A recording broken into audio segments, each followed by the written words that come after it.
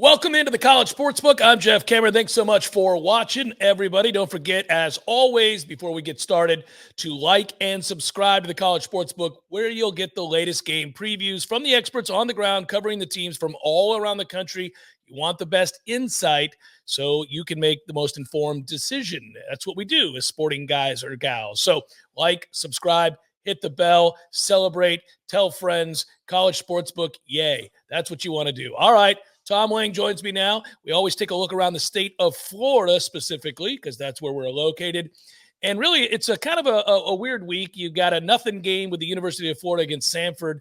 I would say if you went back to last week's show, Tom, you and I nailed this one with Florida. I didn't want to touch this game. I didn't like it. I mentioned that South Carolina is a bad team, but who knows if Florida wants to be there. Well, they came out and they told us the answer pretty quickly, didn't they? They didn't bother to show up at all. They got housed on the road at South Carolina, leading to speculation that they're going to fire Dan Mullen. We'll see. He made changes on his staff. As for the game this week, we really don't need to preview it. Sorry, Florida fans. It's Samford. You lose to Samford, we have a definitive answer as to the question whether or not Dan Mullen will be back. So I'll just tell you now, I'm not touching this game either because I don't know if Florida cares to go through the motions or run it up or what they'll do. Hey, man, I did also recommend that this is a two-way street, but in the first quarter of last week, watch beyond the first 15 plays for Florida to see if they're interested towards the end of the first because sometimes scripts can mask how invested a team actually is.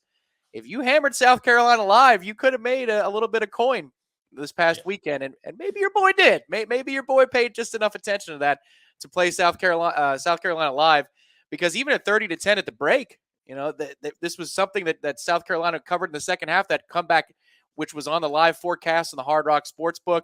They accounted for it. Florida never made that comeback. So, just from a personal standpoint, all righty, that went okay last week. Yeah, and as always, not only is that good advice, Tom, but I always invite people, if you're new to gambling and you're just getting into it because the state has legalized it in Florida Sportsbook and Hard Rock Sportsbook, then you're going to want to look and try to shop around and find your best numbers. And a lot of times a game's line or a total or the money line it doesn't interest you. So Tom's, I think, advice there is apt. Just watch the game and see who's winning the line of scrimmage, and then maybe do some in-game wagering. I'll get to the Florida State-Miami game last. It's the best game in the state. It's an all-time great rivalry. We'll save that till the end here. Real quick, UCF and SMU. UCF is on the road. They are a 7.5-point dog, depending on where you look. This opened at 60.5. They're basically telling you the game story here is SMU 34-27, if you're just looking at the total. And I'll be honest with you, Tom, I think that sounds right. So for that reason, I'm not going to give those points 6.5, 7.5, depending on where you look. It's too close a game. It's one of the better games in terms of evenly matched up teams here. I think this is a fun game to watch. I don't trust UCF from a coaching standpoint. I've said that before. So I'm going to take SMU to win the game, and I would probably just take them on the money line. Yeah, that's 6.5 that you see right there is as of Thursday morning on the Hard Rock Sportsbook. To me, I can't trust UCF. This is in the noon window on Saturday. And one thing I'll let you know, too, if you're brand new to the game, as Jeff was saying, one more tip. Don't bet a game that you're interested in, and watch the live wagers and how things work. The algorithms of how the sporting apps work based upon field position and situation and score, because then you can get a feel, if you study enough games, maybe at least 3 to 5, to how to play and when to pounce on live wagers. Every sporting service is different. Every casino is different. They all have their people behind the scenes who program algorithms to make them the most money possible. But you might see openings where the eye test doesn't match up to what you see on the app. So test that. Maybe this game, if you're a UCF fan out there, is one of those where you can watch, because I don't trust Gus Malzahn in any circumstance except when he is completely counted out to cover. That is the Auburn-Alabama rule from years ago. Yeah. But this is not that situation. SMU is not that big of a game. So this is one I'll watch. I'll keep tabs on just for future information, but there's no way I'm touching this one. I will say this. If you're shopping around finding a number and you find 7.5, I would pull the trigger on 7.5 there with UCF. I really would. I think they're playing better lately, Tom. They're not playing great, but 7.5, if you get the difference maker with the hook, I think I would be inclined there. I think this is a one-touchdown game. I think it's a 34-27 type game. I think the total is spot on in telling the story. It'll be a fun football game. Just saying, if you can get that extra point with the hook, you got to go past those difference makers and those numbers that we all are staring at closely.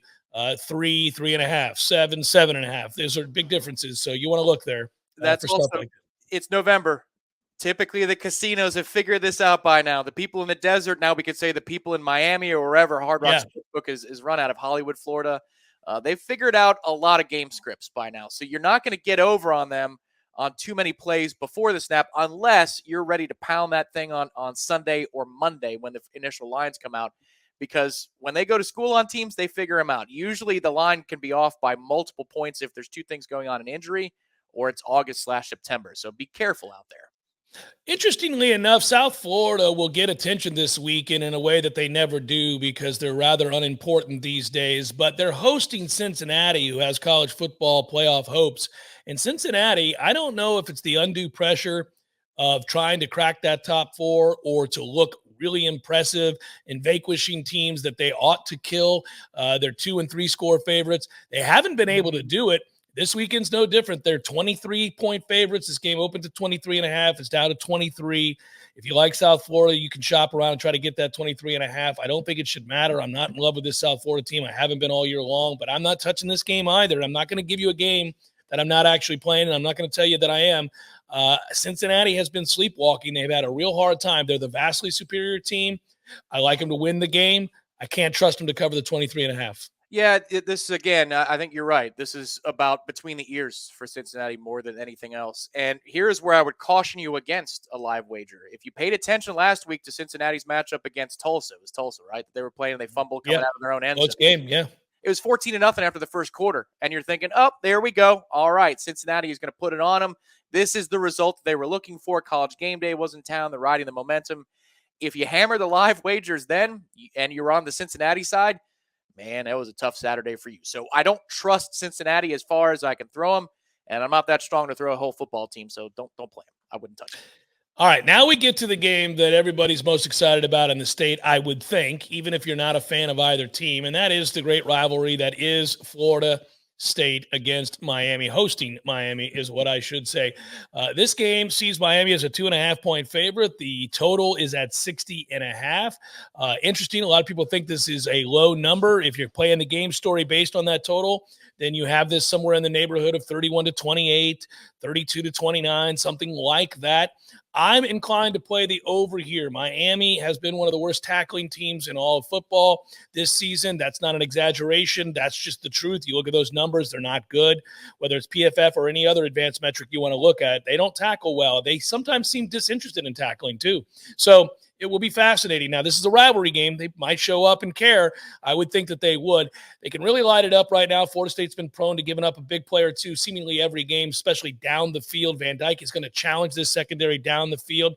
While I do think the Florida State secondary will make some plays, I also think they will give up some plays. It will really be a question mark as to whether or not Florida State's front four can get to Van Dyke and rattle him in this game in order to slow down this Miami offense. That is the hope if you're a Nole. If you're a Cane, you just want to ride that wave right now where they challenge you down the field. You've got good receivers who go up and make plays. You've got an emerging running back in Jalen Knighton.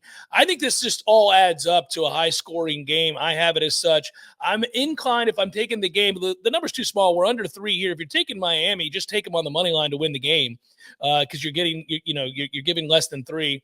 And then if you think Florida State has a shot in this game, I'd take Florida State on the money line. I think it's a toss-up kind of game. I'm going to take the over. Yeah, I added the total in there. 60.5 is where it was floating last I saw. This is a tough one because of all the injury concerns and sickness around Florida State's program, and that's what affected FSU to a huge degree last week against NC State. Mackenzie Milton was the starting quarterback. For my money, since we cover Florida State up here, we've got some more insights on the Noles. Florida State has 4 guards. They started the second group of 2 to me. The second best 2 were playing in the interior. That's a key to watching pregame warmups if you're paying attention to folks like at warchant.com. See if a Dylan Gibbons is available. He's the Noles' best option at left guard. See if Bavion Johnson is dressed. He was not even out there on the sidelines at street clothes last week against NC State. To me, that was an indicator that he was one of the teammates who had part of the flu bug, like quarterback Jordan Travis. Jordan Travis is healthy and good to go. If that's the information that you need to just say, hey, Miami doesn't tackle if Jordan Travis is playing, I'm playing the Noles, you can rest assured the Florida State Seminoles made him available to the media on Wednesday. You wouldn't do so with a quarterback that you don't anticipate to play. To me, I could see where the total goes over because Van Dyke can be the MVP for both teams in this game. He falls in love with reads post-snap. He'll throw it right in your chest if you're a defender. But then what he'll do right after that, if you drop it, he'll throw it 65 yards down the field into a tight window and complete a bomb for a touchdown. The kid is breathtaking to watch. I mean, it is fifth gear all the time. Same thing with Jalen Knighton. He's 0 to 60, but he can get himself into trouble. He also carries the football like a loaf of bread. So that's why the game, if you're a Miami fan and you watched that game last week betting Miami, the 11.5, 10.5, whatever it was, Miami fumbles the ball away and fumbles the game away and gives Georgia Tech a chance to cover. They made it actually an outright loss opportunity, an upset opportunity for Georgia Tech. So the volatility of Miami is what would hold me back from playing the Canes if I was betting this. Now that I know that Florida State is healthy, I would look at the total. And again, if you're hesitant, just watch the first couple of drives in this game. And if you see that it's going to be one of those days where it looks like a Big 12 matchup, then hammer the over before the number climbs too high. In-game wagering is the way to do it late in the season. I think you can hear Tom and I hinting at this. Once Vegas begins to figure out these teams and zero in on exactly what they are against the likes of better competition, it gets a lot harder to cover the number. So typically in-game wagering, which these days a lot of sites will provide, is the best way to go about it. So I would echo Tom's sentiments there and say, watch this game closely and see if we're tracking towards well over 60 points and hammer it the second you get those indicators. And usually that is along the line of scrimmage. And so it'll be interesting fun game to watch. That's it for the state of Florida here on the College Sportsbook. As always, like and subscribe so you get the latest videos, the latest updates, and from those that cover the teams on the ground every week. For Tom Lang, I'm Jeff Cameron. Thanks so much. Talk to you again down the line. Enjoy the football.